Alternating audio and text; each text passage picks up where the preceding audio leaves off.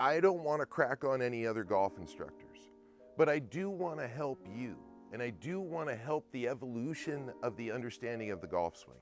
So, with all due respect, I would like to give you my opinion on some of the instruction that I see so that you don't have to suffer what will happen if you try to apply what a lot of these instructors are talking about.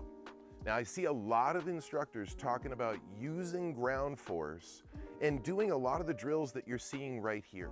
A lot of hopping, a lot of jumping, a lot of spinning, a lot of very athletic movements.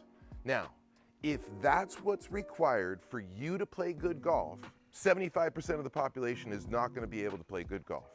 Simple as that.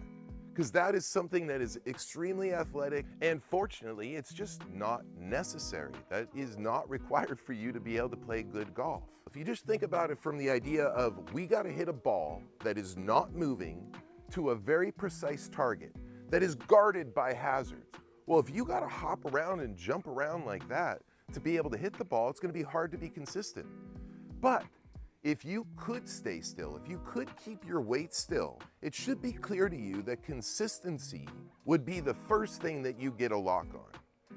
Most tour pros keep their weight still inside of 140 yards. What I discovered was weight shift isn't necessary.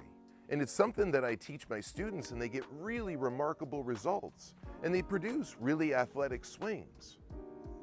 Now, when I watch this video, I just say to myself, okay, that's what he has to do to create power. And for him to ask you to do the same thing is really asking too much of the majority of the population of golfers.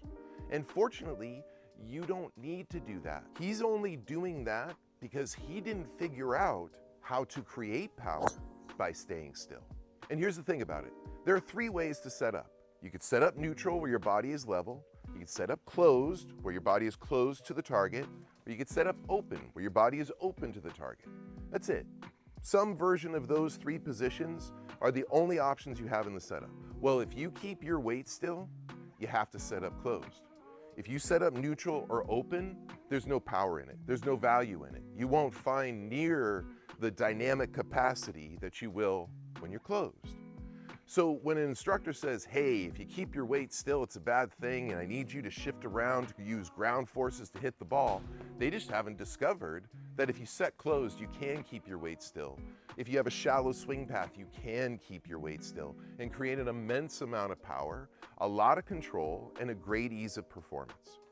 Thanks for watching, and stay connected for more tips and updates by following me on social media. And if you're really serious about improving your game, check out my online golf school, JimVenetosGolfAcademy.com. Right now, golfers are cutting their handicaps in half with the system that I teach. Links in the description below. Don't forget to subscribe. See you next time on the practice.